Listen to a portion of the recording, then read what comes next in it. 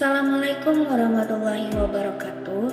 Perkenalkan, nama saya Milsya Nafirizal Lutfia Asma bersama teman saya yaitu Indah Ayudita dan Rahel Desyantara. Kami di sini ingin mempresentasikan tentang penyutingan karya tulis ilmiah dengan dosen pengampu Bapak Sukron Ahmad. Baik, langsung saja kita masuk ke latar belakang penyutingan karya tulis ilmiah.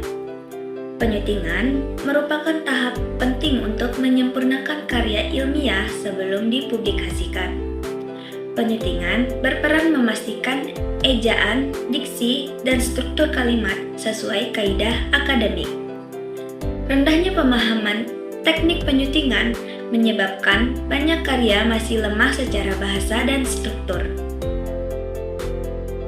Dalam presentasi ini, kami membahas 7 pokok pembahasan karya tulis ilmiah, yaitu yang pertama, hakikat penyutingan, kedua, tujuan penyutingan, 3, bentuk dan sistematis penyutingan, 4, peran aspek kebahasaan yang tepat dalam penyutingan, 5, penyutingan isi, 6, penyutingan kutipan dan daftar pustaka dalam karya tulis ilmiah, dan terakhir, kode etik penyutingan.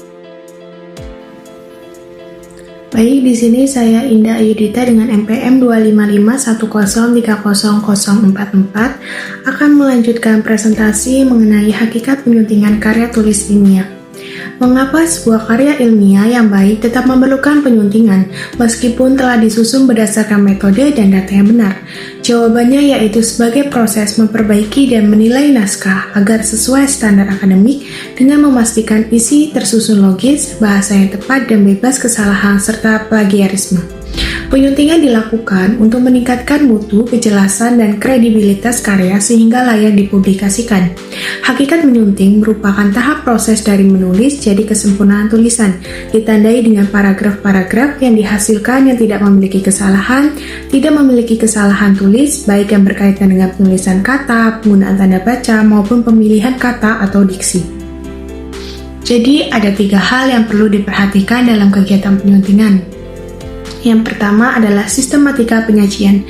Jadi sistematika berkaitan dengan urutan penyajian gagasan atau pengorganisasian gagasan. Jadi gagasan harus secara urut. Kemudian yang kedua, isi, berkaitan dengan kebenaran yang ditulis. Dan yang ketiga, bahasa, merujuk pada kaidah bahasa atau kaidah tata tulis. Yang kedua, tujuan penyuntingan karya tulis ilmiah. Yang pertama, untuk menjadikan transkrip sebagai karya yang sempurna yang dapat dibaca dan dihayati dengan mudah oleh pembaca apabila diterbitkan kelak. Artinya, penyuntingan bertujuan menyempurnakan struktur, alur logika, serta ketepatan bahasa agar isi tulisan tersaji secara jelas, runtuh, dan komunikatif. Dengan demikian, pembaca dapat menangkap gagasan, data, dan kesimpulan penulis secara utuh tanpa mengalami kebingungan. Yang kedua, untuk menjadikan persembahan buku yang akan diterbitkan. Itu dapat menggambarkan nilai dan identitas karya itu sendiri, sehingga dapat menarik minat pembaca. Jadi, melalui penyuntingan, naskah disajikan secara konsisten dan profesional sehingga mencerminkan kualitas, karakter, dan bobot ilmiah karya tersebut. Penyajian yang baik akan meningkatkan daya tarik serta kepercayaan pembaca terhadap isi karya yang diterbitkan. Yang ketiga, untuk memastikan fakta disampaikan dengan jelas, tepat, dan tidak menyalahi agama, undang-undang, dan norma masyarakat. Penyuntingan dilakukan untuk memastikan bahwa fakta dan data disajikan secara akurat, tidak menimbulkan penafsiran keliru, serta tidak bertentangan dengan ajaran agama, ketentuan hukum, dan norma sosial yang berlaku. Saya Rahel Desyantara dengan NPM 25510300070 akan menjelaskan materi yang ketiga, yaitu bentuk dan sistematika penyuntingan karya tulis ilmiah.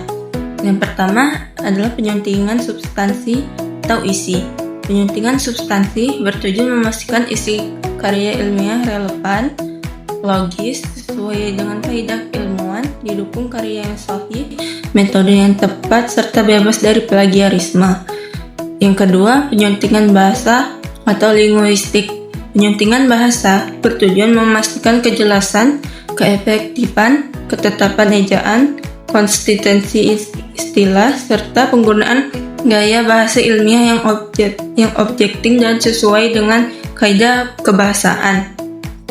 Yang ketiga adalah penyuntingan teknis. Penyesuaian tampilan karya ilmiah dengan pedoman penulis melalui pengecekan format, spasi, margin, sistem kutipan, dan daftar pustaka agar terlihat rapi dan profesional. Yang keempat, penyuntingan logika dan konsistensi. Menjaga ketentuan alur berpikir selaras dengan data dan kesimpulan, serta keseragaman istilah dan format melalui proses yang sistematis dan menyeluruh. Langkah-langkah melakukan penyuntingan adalah sebagai berikut. 1. Membaca seluruh bagian naskah. 2. Menandai hal-hal yang harus diperbaiki atau memberi contoh yang harus diganti, ditambah, disempurnakan, termasuk di dalam kesalahan EYD. 3. Menambahkan subjudul, keterangan tabel, keterangan gambar agar naskah menjadi lebih mudah dibaca. 4. Melakukan perbaikan sesuai dengan temuan saat penyuntingan. Materi yang keempat adalah aspek kebahasaan dalam penyuntingan karya tulis ilmiah. A. Ejaan. Ejaan mengatur penulisan dalam bahasa Indonesia agar sesuai dengan kaidah Fweby. 1. Penggunaan huruf kapital digunakan pada saat awal kalimat, nama orang, gelar, dan julukan, nama Tuhan, nama kitab suci dan agama, kata kekerabatan seperti bapak, ibu, dan lain-lain. Yang kedua adalah penulisan kata, meliputi kata dasar, perimbuhan ulang, dan gabungan kata. Kata depan ditulis terpisah, artikel, singkatan, angka, dan kata ganti, kata sandang, si, dan sang. Yang ketiga, penggunaan tanda baca. Tanda baca mempengaruhi makna kalimat. Kesalahan tanda baca dapat menyebabkan kesalahan tafsir. Contohnya, penggunaan koma menentukan siapa subjek dalam kalimat. B. Diksi atau pilihan kata. Diksi adalah ketepatan memilih kata sesuai makna dan situasi. Syarat diksi adalah tepat, seksama, dan sesuai. Terdapat makna denotatif atau makna sebenarnya, dan makna asosiatif atau makna kiasan. C. Penulisan unsur serapan. Unsur serapan adalah kata yang dipinjam dari kata lain, kemudian sedikit banyaknya disesuaikan dengan kaidah dari bahasa sendiri. D. Tanda koreksi. Pada umumnya, tanda koreksi terdiri atas koreksi untuk membuang huruf, membuang atau menghilangkan kata atau kalimat, dan menambahkan huruf atau kata. Materi yang kelima adalah penyuntingan isi karya tulis ilmiah. Memeriksa ketepatan isi, data, dan logika argumen, seperti memeriksa kebenaran fakta, kesesuaian topik dan tujuan, bukti atau rujukan pendukung.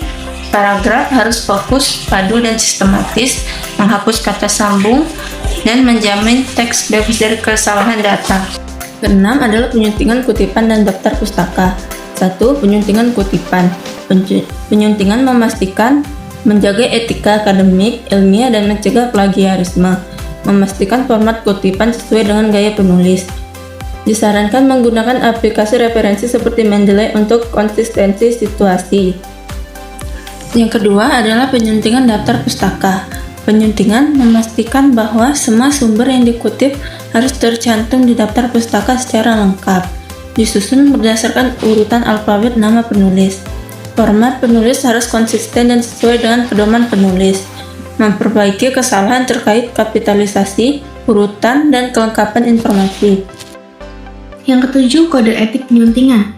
Apakah seorang penyunting berhak mengubah naskah tanpa memahami siapa penulisnya?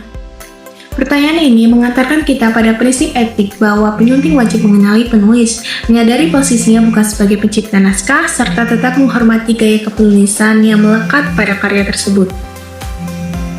Yang pertama, penyunting naskah wajib mencari informasi mengenai penulis naskah sebelum mulai menyunting naskah. Yang pertama, bisa menghubungi penulis secara langsung melalui temu muka, melalui telepon, atau melalui surat. Yang kedua, melalui editor penerbit bersangkutan yang pernah berhubungan dengan penulis itu. Yang ketiga, melalui penerbit lain yang pernah menerbitkan karya penulis itu. Dengan demikian, sedikit banyak penyunting naskah memperoleh kesan atau gambaran tertentu mengenai penulis, khususnya mengenai temperamennya atau wataknya. Yang kedua, penyunting naskah bukanlah penulis naskah. Memang, penyunting naskah membantu penulis atau pengarang. Namun tanggung jawab isi atau materi naskah tetap ada pada penulis, bukan pada penyunting. Oleh karena itu, penyunting naskah sebaiknya tidak mengambil alih tanggung jawab penulis. Penulis adalah penulis dan penyunting adalah penyunting. Yang ketiga, penyunting naskah wajib menghormati gaya penulis naskah. Yang perlu ditonjolkan dalam naskah adalah gaya penulis, bukan gaya penyunting. Meskipun penyunting boleh mengubah naskah di sana-sini atau ejaan misalnya, yang penting ditampilkan tetaplah gaya penulis. Yang keempat, penyunting naskah wajib merahasiakan informasi yang terdapat dalam naskah yang disuntingnya. Jadi, sebelum sebuah naskah terbit, informasi yang terdapat dalam naskah sifatnya rahasia. Yang tahu informasi itu hanya penulis dan penerbit atau penyunting. Oleh karena itu, penyunting tidak boleh membocorkan informasi itu sehingga orang lain bisa mengetahuinya dan kemudian misalnya menerbitkan buku dengan tema yang sama terlebih dahulu. Dalam dunia penerbitan, hal semacam ini dianggap tidak etis. Dan yang kelima, penyunting naskah wajib mengonsultasikan hal-hal yang mungkin akan diubahnya dalam naskah. Jadi, penyunting naskah tidak boleh merasa sok tahu apapun alasannya karena hal ini akan merugikan penerbit. Jika penyunting bersikap sok tahu, ada kemungkinan penulis menarik kembali naskahnya. Boleh jadi, penulis tidak mau lagi menawarkan atau menyerahkan naskah ke penerbit bersangkutan. Ini tentu akan merugikan penerbit, lebih-lebih jika penulis itu termasuk penulis buku yang laris. Jadi, kesimpulannya adalah penyuntingan karya tulis ilmiah bertujuan meningkatkan kualitas bahasa, isi, penyajian agar layak dipublikasikan. Melalui penyuntingan redaksional dan substansial, naskah menjadi lebih akurat, sistematis, komunikatif, serta mencerminkan tanggung jawab kredibilitas ilmiah penulisan. Sekian presentasi kami tentang penyuntingan karya tulis ilmiah. Wassalamualaikum warahmatullahi wabarakatuh.